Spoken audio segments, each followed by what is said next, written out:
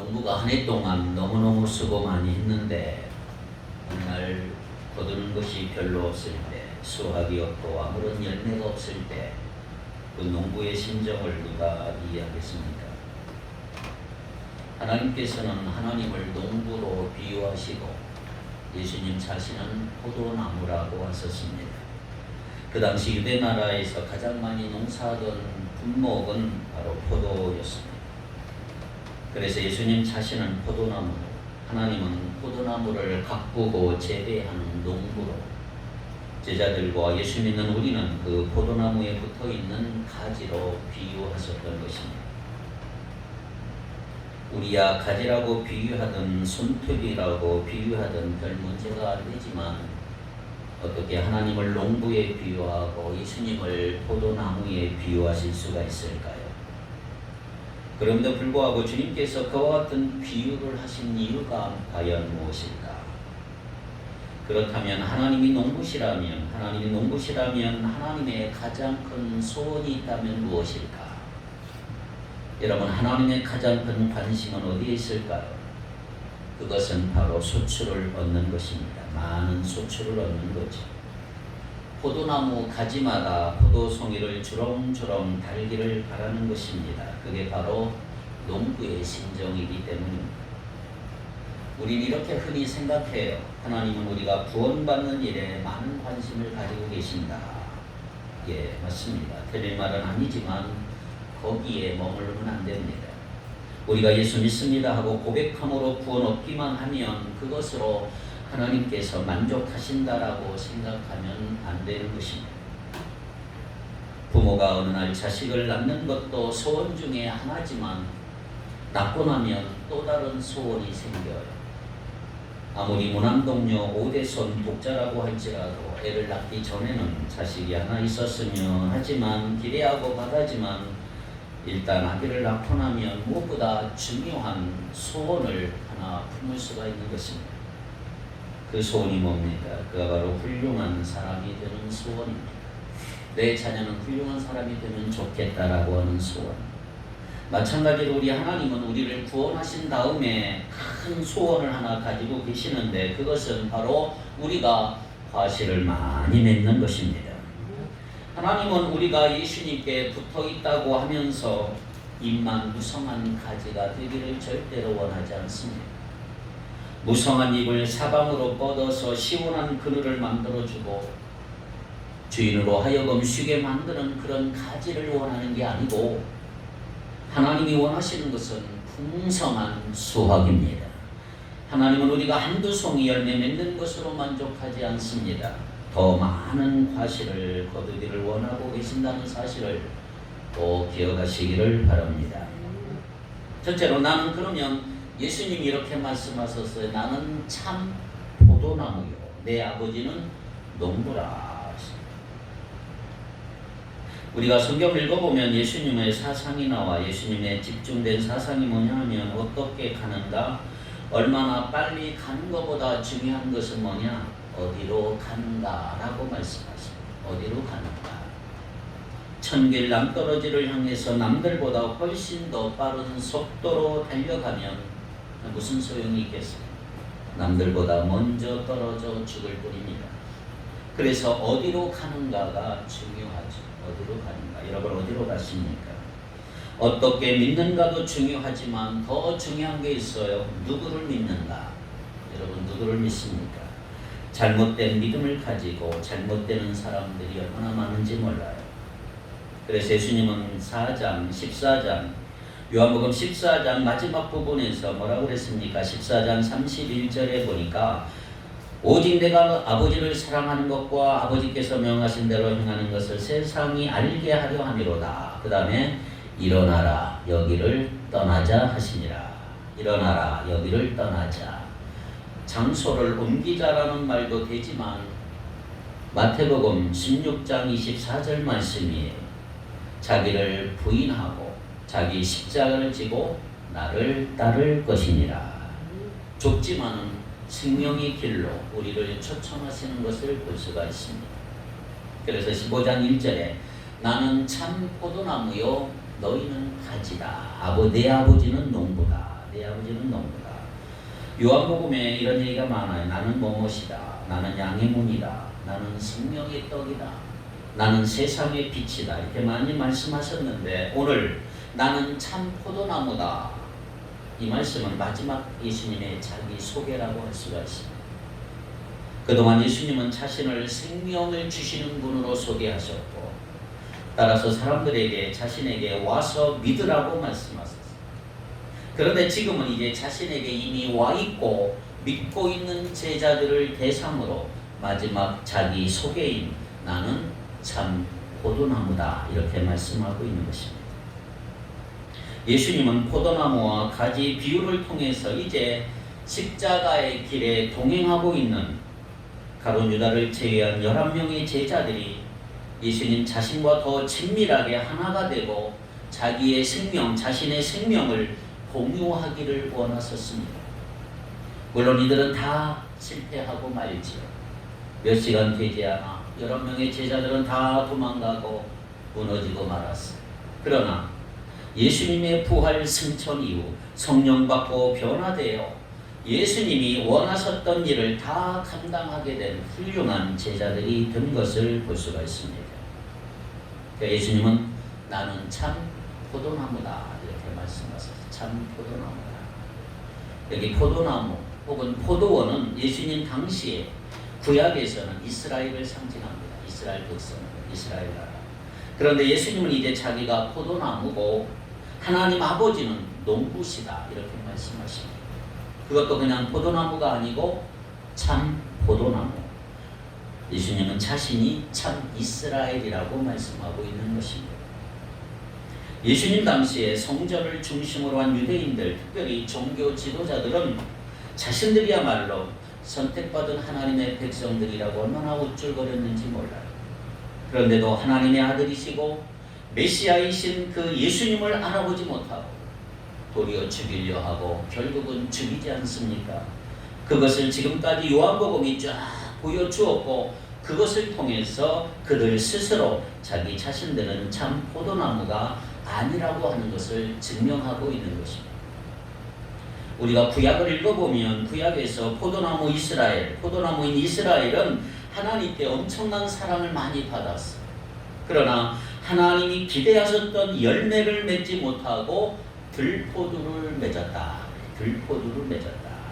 이사야 5장 1절로 7절에 보면 예수님이 들포도 하나님이 원하셨던 열매를 맺지 못하고 들포도를 맺었다고 하는 들포도를 맺은 포도나무가 바로 하나님을 떠난 이스라엘 백성들의 모습이라고 할 수가 있죠. 최상품 포도를 심었는데 맛없는 들포도가 났어요. 그러니까 하나님이 실망하시고 노하신 것입니다. 예레미야를 통해서 예레미야 2장 21절 예레미야 2장 20 내가 너를 순전한 참 종자 곧 귀한 포도나무로 심었거늘 내가 내게 대하여 이방 포도나무에 악한 가지가 되면 어찌 됨이냐. 에스겔 15장 2절로 8절에 보면 같은 얘기예요. 에스겔을 통해서 예레미야를 통해서도 포도나무 이스라엘을 향한 실망감을 표현하고 있는 거예요. 이제 뗄감 말고는 아무짝에도 쓸모없는 열매 없는 포도나무 범죄하는 이스라엘 백성을 보시면서 하나님은 탄식하신 것입니다. 오늘 본문에 예수님이 나는 참 포도나무라고 말씀하신 것은 이제 나는 내가 참 이스라엘이다. 내가 새로운 이스라엘이다 라고 말씀하는 것과 같은 것입니다. 그래서 예수님께 붙어있는 자들 그분 안에 있는 자들만이 참 열매를 맺을 것이다. 그분 안에서만 참된 예배를 드릴 수가 있고 그분만이 참 생명의 양식이 되신다는 것입니다. 그래서 신앙이 중요한 것, 신앙이. 우리는 소위 안 믿는다고 하며 신자와 비신자를 우리는 구분하지 않습니까? 그러나 사실 이 세상에 안 믿는 사람, 비신자는 존재하지 않아요. 안 믿는 게 아니고 뭔가 다른 것을 믿고 있는 것입니다. 예수 믿는 사람들은 예수님을 믿는 거죠. 불교도들은 부처의 가르침을 믿는 것이고 이슬람교도도 알라신을 믿고 다 나름대로 믿는 바가 있는 거예요. 종교가 없다고 하는 사람들도 뭔가 자신만의 종교가 있어. 그것이 돈일 수 있고 성공일 수 있고 자녀일 수 있고 집과 명예일 수도 얼마나 많은지 몰라요. 그러니까 종교를 안 믿는다는 말은 사실 자기가 믿는 것이 따로 있다는 말이에요. 그렇기 때문에 엄격한 의미에서 이 세상에 비신자는 존재하지 않습니다. 다 뭔가를 하나씩 믿고 있기 때문에. 그래서 우리는 무엇을 믿는가가 중요합니다.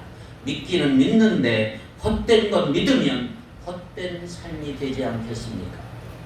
그래서 성경은 계속해서 길이요 진리요 생명이신 예수를 믿으라. 참된 것을 믿으라 이 말이에요. 헛된 거 믿지 말고 참된 것을 믿으라. 이 세상에서 끝난 거 믿지 말고 끝난 후에도 계속 함께 하시는 분을 믿으라 이 말이에요. 그래서 예수님이 참 포도나무가 되시는 이유가 그런 것입니다. 하나님 아버지를 농부로 두고 계시기 때문에 참 포도나무가 되시는 줄 믿습니다. 예수님은 요한복음에서 계속 혼자 온 게 아니, 나는 혼자 온 게 아니다. 하나님이 보내셔서 왔다라고 고백하십니다. 자기 뜻대로가 아니고 아버지가 하라고 하신 대로 한다고 하시면서 하나님의 말씀에 순종하고 있음을 볼 수 있는 거죠. 이스라엘과는 달리 예수님은 자기가 원하는 열매가 아니고 하나님이 원하시는 열매를 맺는 포도나무였기 때문에 참 포도나무가 되실 수 있었던 것입니다. 예수님은 자신의 영광을 먼저 챙기신 게 아니고 하나님의 영광을 먼저 생각하셨기에 참 포도나무시다 말이죠. 그래서 겉과 속이 다른 위선적인 포도나무들과는 달리 하나님께 한결같이 일편단심 신실하시기에 참 포도나무이신 것입니다. 그렇습니다. 예수님은 우리가 포도나무에 붙은 가지임을 전제하면서 가진 우리에게 농부 하나님이 어떻게 하시는가를 오늘 본문에 말씀하고 있습니다. 자, 다시 정리합니다. 하나님은 농부다. 예수님은 포도나무다. 우리는 가지다 그랬어요. 자, 2절을 다 같이 읽겠습니다. 시작. 물은 내게 붙어 있어 열매를 맺지 아니하는 가지는 아버지께서 그것을 제거해 버리시고 물은 열매를 맺는 가지는 더 열매를 맺게 하려 하여 그것을 깨끗하게 하시느니라. 아멘. 자, 여기서 두 종류의 가지를 말하고 있어요. 열매 맺는 가지가 있고 열매 맺지 못하는 가지가 있어요. 그리고 각자의 가지에 따라서 농부이신 하나님 아버지께서 하시는 일도 달라져요. 보세요. 열매를 맺지 못하는 가지는 어떻게 해요? 제거해 버렸어요. 농부이신 하나님이 잘라 제거해 버렸어요. 그러나 열매 맺는 가지는 깨끗하게 가지치기를 하셔요. 이스라엘과 중동에는 포도나무는 1년에 2번 가지치기 한다고 해요. 봄에 순 끝을 잘라서 너무 빨리 자라지 못하게 만들거나 일부 꽃이나 포도송이를 제거해서 나무 부분이 더 많고 더 나은 열매를 맺도록 하는 가지치기가 봄에 하는 거고요. 가을에 하는 것은 이제 포도 수확이 다 마친 후에 다음번 계절에 열매를 맺을 가망이 없는 가지는 다 제거해버립니다.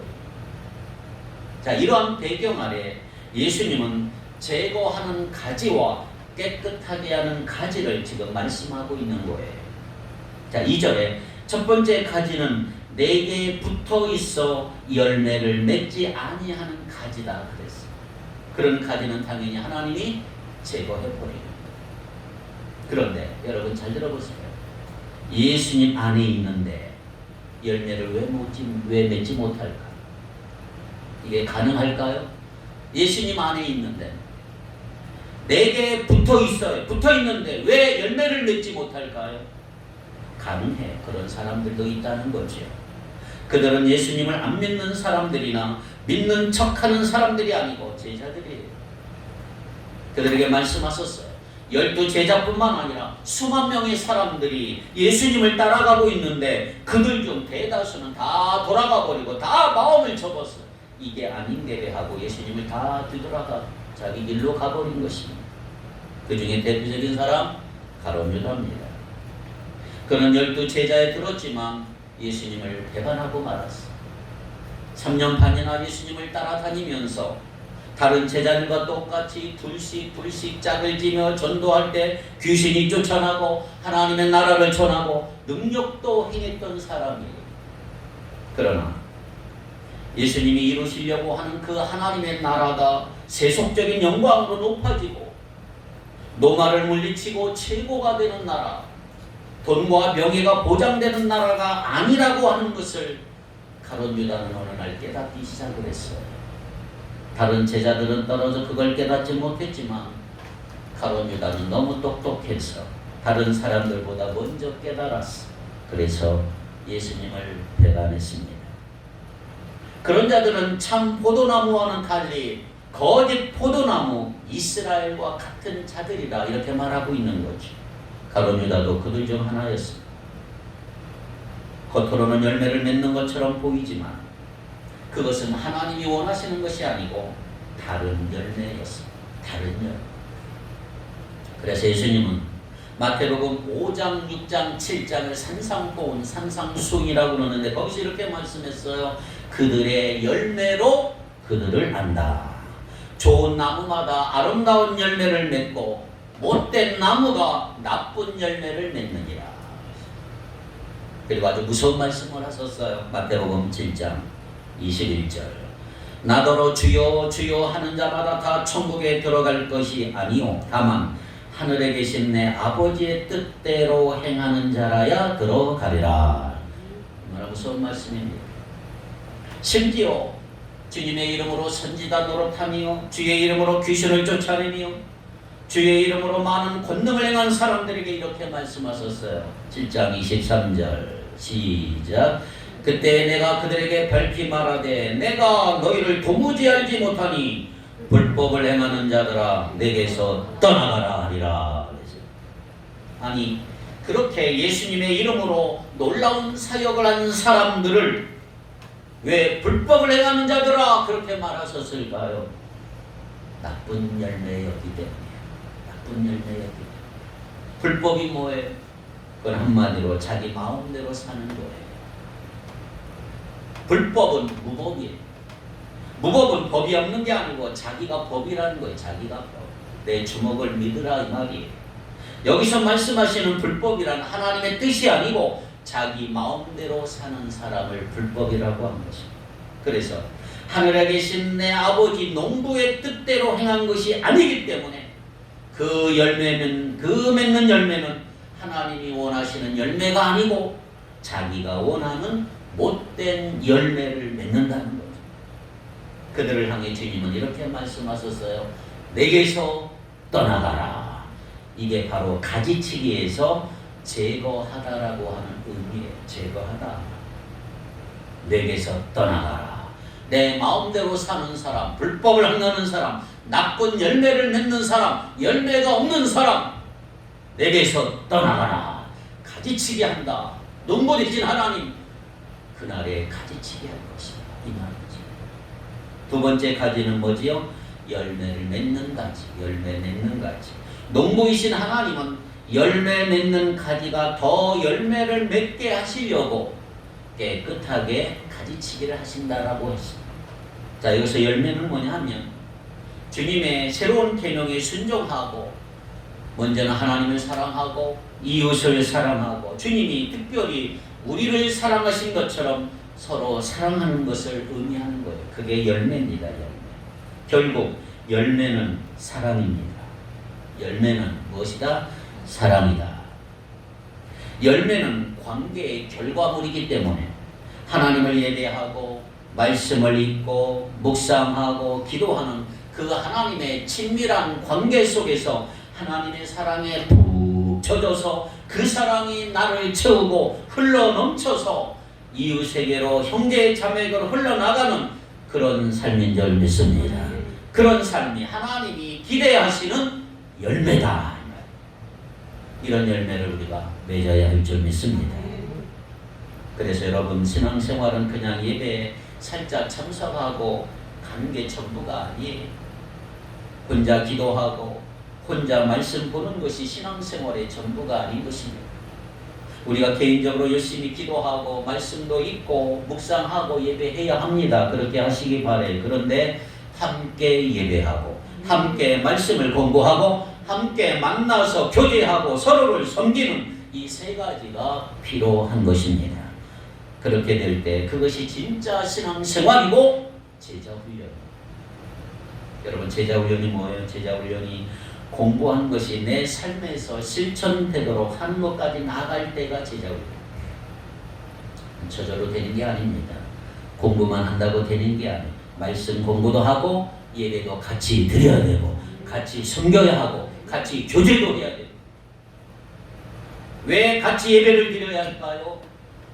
우리는 주님을 믿는 사람이기 때문에 내가 너희를 사랑한 것 같이 너희도 사랑하라고 하는 말씀을 받은 사람이기 때문에 나와서 그래도 얼굴도 보고 인사도 하고 악수도 하고 잘 있었냐고 안부도 묻고 더 나아가서 용납하고 용서하고 사랑하고 섬기기까지 하는 것이 제자 훈련이다 이 말이에요. 자꾸 만나야 하고 자꾸 예배도 같이 드려야 하고 같이 기도도 해야 된다는 말이에요.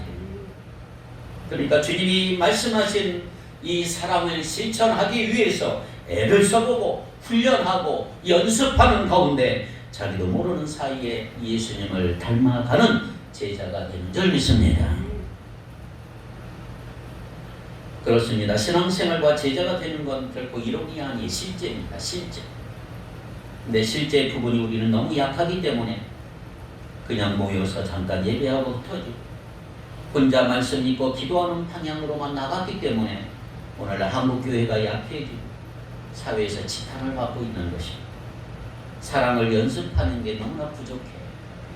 개인 영성만 강조하다 보니까 사랑 실천이 약해지고 그러다 보니까 주님의 제자로 사는 게 많이 부족해요. 그래서 열매 맺지 못합니다. 이것은 거창한 게 아니라 아주 간단한 거예요. 간단한 거. 예를 들어보면 여러분 양보하는 것에부터가 사랑의 실천 아닙니까? 휴지도 줍고 청소도 하고 문을 열어드리고 짐을 들어드리는 것부터가 우리가 시작을 해보는 거죠. 그런데 그건 단순한 친절이 아니라 주님이 명령하셨으니까 사랑을 실천해 보기 위해서 자꾸 애를 써 보는 거예요. 할렐루야. 그런데 농부 하나님이 열매 맺는 가지를 깨끗하게 하시는 방법이 하나 있어요. 그게 뭐예요? 더 풍성한 열매로 맺게 하시는 방법.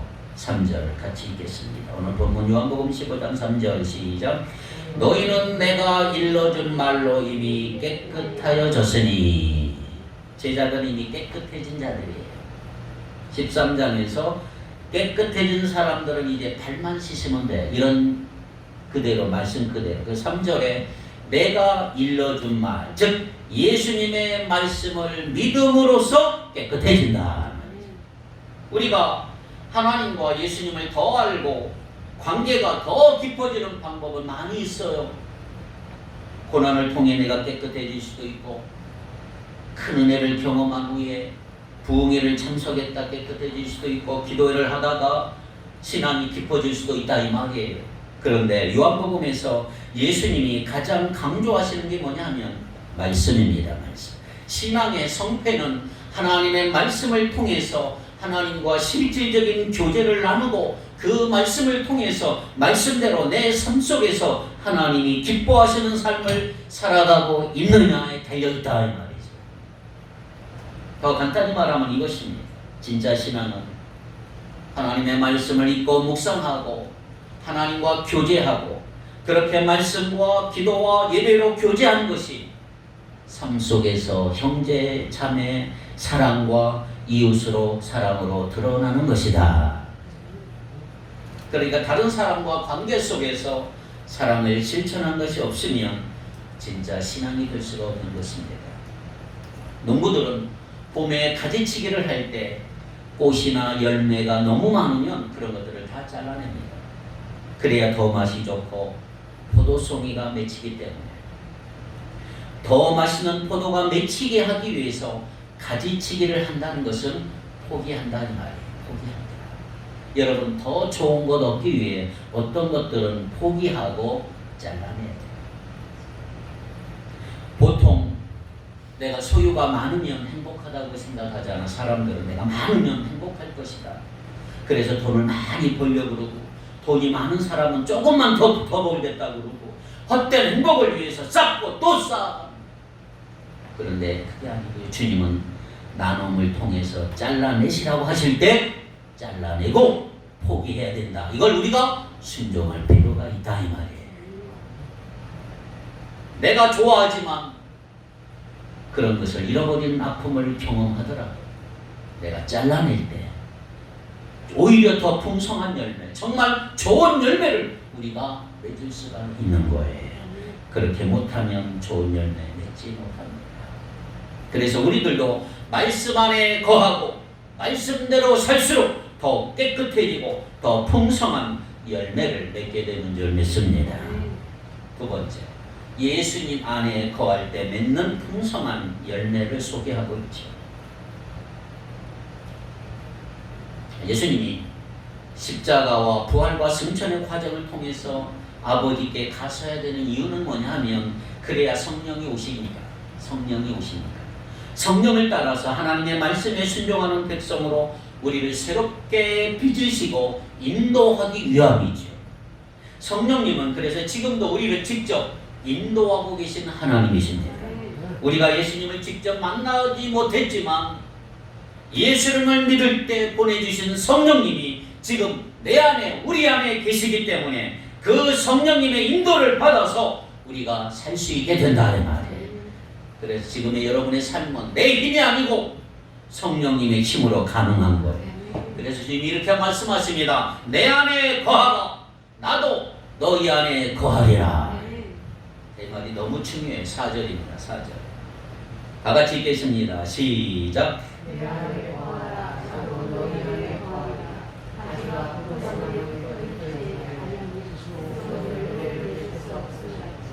너희도 내 안에 있지 아니하면 그러하리라. 잘 들어보세요. 예수님의 말씀이 우리를 깨끗하게 하도록 그 말씀에 순종하라고 하는 것을 예수님 이렇게 말씀하시는 거예요. 내 안에 거하라. 나도 너희 안에 거하리라. 표현하거든요. 이 말씀을 헬라어로 직역하면 이 말이 원래 이렇게 우리말이 번역이 돼야 돼요. 내 안에 거하라. 그리고 나도 너희 안에 거하게 하라. 이게 아마 더 여러분들이 의미가 다가올 거예요. 내 안에 거하라. 그리고 나도 너희 안에 거하게 하라. 자, 그럼 주도권이 누구에게 있어요? 우리에게 있는 거예요. 우리가 주님 안에 거하고 주님도 우리 안에 거하신다면 누가 누구 안에 있는 거예요? 예수님이 내 안에 예수님이. 자, 이런 표현이 되면 하나가 되라는 얘기구나. 나와 주님이 하나가 된 것이구나 라고 생각하시면 돼요. 자, 예수님 안에 거하는 것은 우리의 결정에 달려있는 거예요. 물론 주님의 은혜로 도와주심으로 가능하지만 여러분, 예수님이 우리 안에 거하시는 것도 우리에게 달려있다는 것을 강조하시는 말씀이에요. 물론 아무리 주님이 내 안에 원하시기를 원해도 가룟 유다처럼 끝까지 거부하면 주님도 그냥 거부해요. 그걸 존중하셔요. 여러분을 존중하신단 말이에요. 요한계시록에서 라오디게아 교회에게 하신 말씀, 요한계시록 3장 20절 시작. 볼지어다 내가 문 밖에 서서 두드리노니 누구든지 내 음성을 듣고 문을 열면 내가 그에게로 들어가 그와 더불어 먹고 그는 나와 더불어 먹으리라. 세 번역 성경은 이렇게 기록이 되어 있어요. 보아라 내가 문 밖에 서서 문을 두드리고 있다. 누구든지 내 음성을 듣고 문을 열면, 예수님이 문 여는 게 아니에요. 여러분이 문을 여는 거예요. 문을 열면 나는 그에게 들어가서 그와 함께 먹고 그는 나와 함께 먹으리라. 예수님은 내 마음의 문을 두드리는데 문을 부수고 들어오지는 않는다 이 말이에요. 우리의 인격을 존중하세요. 스스로 열 때까지 기다려. 그래서 우리는 마음의 문을 열어야 된단 말이에요. 우리가 한번 마음의 문을 열고 들어오시게 한 후에도 계속 주님이 내 안에 거하시도록 우리는 계속 마음의 문을 열어드려야 한다 이 말이에요. 포도나무에 붙어있지 않는 가지가 열매를 맺을 수 없는 것 너무나 당연한 거죠. 스스로 열매 맺는 가지 존재하죠. 가지는 나무에 붙어 있어야 열매를 맺는 거지, 가지가 떨어져 나갔는데 어떻게 열매를 맺을 수가 있을까요? 상식적인 일이죠. 분명한 자연 원리가 바로 예수님과 제자들과의 관계에도 적용이 되고 있는 거예요. 너희도 내 안에 있지 아니하면 그러하리라. 즉 내 안에 있으면, 내 안에 있지 않으면, 나와 붙어 있지 않으면 열매 맺지 못한다 이 말이에요. 우리는 예수를 믿고 구원을 받습니다. 구원받은 후에도 끊임없이 내가 예수 안에 거할 때 예수님의 말씀대로 사랑을 실천하고 살아갈 때 열매를 맺는 줄 믿습니다. 5절 보세요. 5절. 나는 포도나무요 너희는 가지라. 그가 내 안에 내가 그 안에 거하면 사람이 열매를 많이 맺나니 나를 떠나서는 너희가 아무것도 할 수 없으니라. 자, 같은 말씀을 또 이렇게 말씀하시는 거예요. 나를 떠나서는 너희가 아무것도 할 수 없다라고 하는 예수님의 말씀은 우리가 반드시 기억해야 될 놀라운 경고의 말씀입니다. 나를 떠나서는 너희가 아무것도 할 수 없다. 예수님을 떠나서는 우리가 아무것도 할 수 없다. 할렐루야. 반드시 기억해. 이 땅에 사는 동안 기억해야 되고, 이 땅에 교회가 존재하는 한 우리 반드시 기억해야 될 말씀이 이 말씀. 예수님을 떠나서는 난 아무것도 할 수 없다. 그런데 너무나 많은 크리스찬들이 예수님을 떠나서 나는 많은 걸 할 수 있다라고 하면서 예수님 없이 살아가는 사람이 너무 많은 것입니다. 그래서 그런 사람들을 가르치는 책도 있어요. 그 책이 무신론자 크리스찬 무신론자라고 하는 책이 있습니다. 여러분 꼭 사서 읽어보세요. 크리스찬 무신론자. 무슨 말이에요? 크리스찬인데 무신론자예요. 분명히 예수를 믿기는 믿는데 내 매일매일의 내 자신의 삶을 바라보면 하나님이 안 계신 것처럼 무신론자처럼 살아간다는 거죠. 예수님을 떠나서 사는 그런 삶이 얼마든지 가능하다 이 말이에요. 예수님을 믿는다고 하면서도 내 마음대로 사는 게 가능하다는 것입니다. 그것이 아까 말씀드린 불법, 무법, 자기 마음대로 살아가는 사람들이 지금 위험한 삶을 사는 사람들이 있다는 거죠. 그래서 우리는 매일매일 자기 자신에게 이렇게 물어보셔야 합니다. 혹시 나는 주님을 떠나 사는 건 아닌가? 내가 예수님께 붙어있다고 말은 하지만 열매가 있는가? 내 안에 정말 예수님이 계신가? 이 결정이 예수님께서 좋아하실 만한 결정인가? 이것을 매일매일 물어보시기를 바랍니다. 그렇다면 예수님 안에 거하지 않는 자들, 그분의 말씀에 순종하지 않는 자, 그분을 사랑하지 않고 의지하지 않는 자, 예수님과 상관없이 자신의 권력과 야망과 욕망을 위해 사는 자의 결국은 어떻게 될까요? 6절입니다. 6절 시작. 사람이 내 안에 거하지 아니하면 가지처럼 밖에 버려져 마르나니 사람들이 그것을 모아다가 불에 던져 사르느니라. 자, 이게 너무너무 생생한 그림 언어로 우리에게 말씀하고 있어요. 그림 언어. 자, 여기서 5가지 동사가 나와요. 찾아보세요. 자, 가지처럼 밖에 버려져 마르나니 사람들이 그것을 모아다가 불에 던져 사르느니라. 자, 동사 뭐예요? 밖에 버려지다. 그 다음에 마르다. 그 다음에 모으다가 모으다. 불에 던지다. 불로 사르다. 이 5가지다. 5개의 동사를 연속으로 주님이 사용하신 것은 그 장면이 눈앞에서 생생하게 느껴지도록 그렇게 지금 우리에게 그림 언어로 말씀하고 있는 거예요. 내 안에 거하지 아니하면 밖에 버려질 거야. 말라질 거야. 그래서 함께 모아서 어디로 던져? 불로 던져버릴 것이다. 이런 대표적인 사람이 가룟 유다잖아요. 그에게 일어난 일이 우리 중 누구에게도 얼마든지 일어날 수 있다. 어려울 때 주님을 찾다가 내가 좀 살만하면 주님 없이 살 수 있다고 생각하는 일이 오늘 우리에게도 얼마든지 일어날 수 있다는 말이에요. 그래서 경고하시는 거예요. 7절 8절 다 같이 읽겠습니다. 시작. 너희가 내 안에 거하고 내 말이 너희 안에 거하면 무엇이든지 원하는 대로 구하라. 그리하면 이루리라. 너희가 열매를 많이 맺으면 내 아버지께서 영광을 받으실 것이요 너희는 내 제자가 되리라. 할렐루야. 오래전에 미국의 어느 유명한 잡지사에서 미국인들이 얼마나 정직한가를 알아보는 시험을 했어요. 실험을. 먼저 120개 지갑을 준비를 했어요. 120개 지갑 속에 10달러짜리 지폐 3장, 얼마예요? 30달러. 그리고 20달러짜리 지폐 1장, 그러면 다 총 얼마죠? 50달러 현금을 지갑에 넣었어요. 그리고 지갑에 이름과 주소, 전화번호, 가족 사진, 메모, 상품권도 함께 넣었어요. 그 다음 미국 전역에 걸쳐서 대도시 3곳, 대도시 외곽지역 3곳, 중소도시 3곳, 소도시 3곳에서 도합 12군데에 각각 10개씩 모두 120개의 지갑을 길에 흘려놓았어요.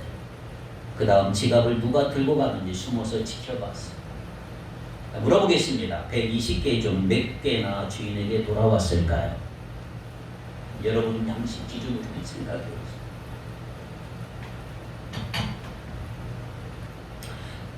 자, 첫째, 놀랍게도 무려 67%, 3분의 2 해당하는 120개 중에 80개의 지갑이 온전하게 돌아왔대요. 80개. 자, 3분의 1나 되는 미국인들이 정직하게 처신했다. 놀라운 일입니다. 그 실험에서 가장 낮은 회수율을 기록한 것이 도시가 라스베가스예요. 라스베가스. 환락과 도박의 도시가 알려졌음에도 불구하고 10개 중에 5개가 돌아왔습니다. 5개. 저는 이 라스베가스 그러면 굉장히 인식이 나빠요. 왜냐하면 거기서 길거리 타다가 자빠졌어요. 횡단보도를 건너다가 자빠져가지고 난 아주 라스베가스 그러면 아주 다시는 가고 싶지 않고 왼쪽 무릎이 아파요. 그래서 지금도 아파요. 아무도 보지 않는 상황 속에서 임자 없는 돈을 주어 정직하게 처신할 수 있는 사람이라면 바르게 살려고 애쓰는 사람이라고 볼 수 있지 않겠습니까? 여러분이라면 어떻게 하시겠어요? 그런 지갑을 내가 주었다면 정직하게 돌려주겠어요? 아니면 내 것이다. 야, 오늘 기분 땡이다. 갖겠어요? 한번 생각해 보십시오. 둘째, 미국의 남자들에 비해서 여자들이 더 정직하게 행동했다 그래요. 신기하게 120개 지갑 중에 정확히 한 60개는 남자가 주워왔고 나머지 60개는 여자가 주워왔대요. 근데 여자는 72%, 43명이 지갑을 돌려줬고 남자는 62%, 37명이 지갑을 돌려줬다. 남자보다는 여성이 더 정직하다.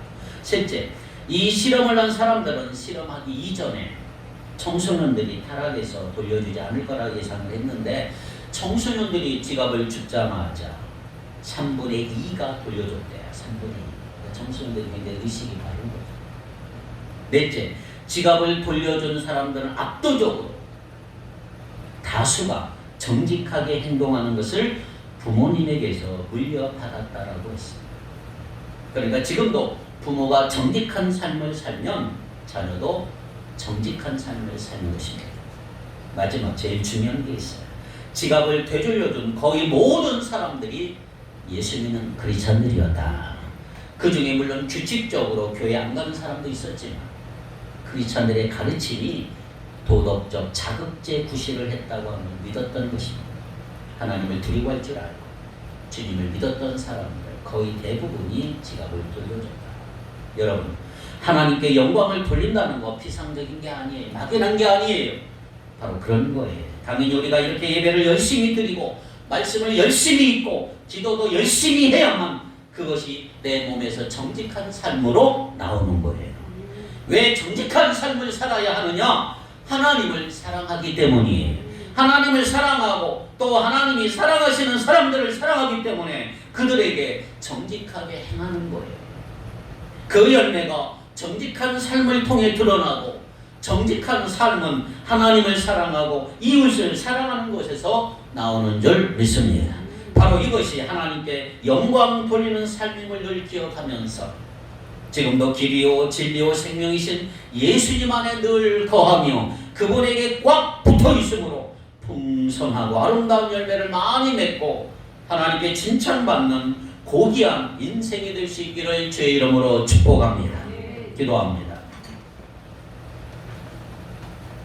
거룩하신 하나님, 참 포도나무신 예수님께 잘 붙어 있으므로 풍성한 열매 맺는 가지 되기를 원합니다.